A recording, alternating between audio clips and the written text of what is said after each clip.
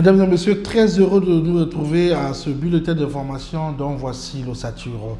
Le premier samedi de chaque mois, les Congolais sont appelés à rendre propre leurs villes et villages. Cet appel, qui n'est autre que la réponse à la note circulaire de la primature, semble toujours être respecté par la population.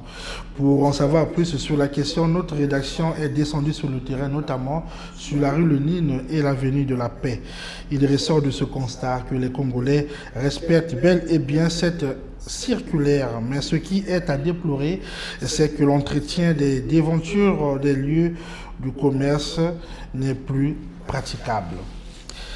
Être volontaire aujourd'hui pour un avenir commun, tel est le thème de la journée mondiale des volontaires célébrée le 5 décembre de chaque année.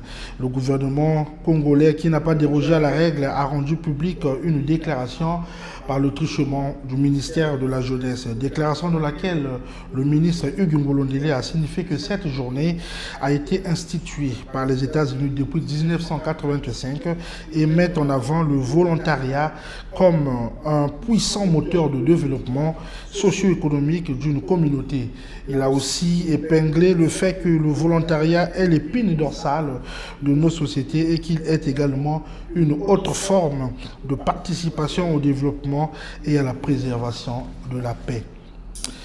Autre chose à présent dans ce bulletin, quasiment englouti il y a de cela quelques années, le marché domanial Mamamboalé, qui a fait la fierté de l'arrondissement Sistalangaï, pourra dans quelques jours retrouver sa beauté d'antan. Le GABC, groupement d'associations Bana Congo, qui œuvre dans le social, volera à son secours.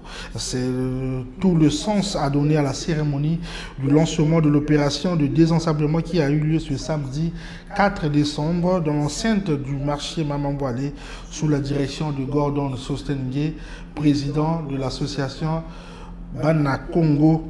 Cet acte de générosité a été facilité par la mairie de Brazzaville. En politique, le peuple gambien s'est rendu aux urnes ce 4 décembre pour élire leur nouveau président de la République pour un mandat de 5 ans.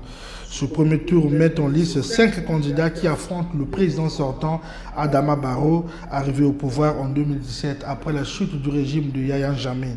Cette élection présidentielle est considérée comme la première à être libre et compétitive depuis l'indépendance du pays en 1965. Voilà complètement bouclé ce bulletin d'information. Mesdames et messieurs, merci à vous de nous avoir suivis. On se retrouve demain à la même heure sur la chaîne panafricaine des diasporas.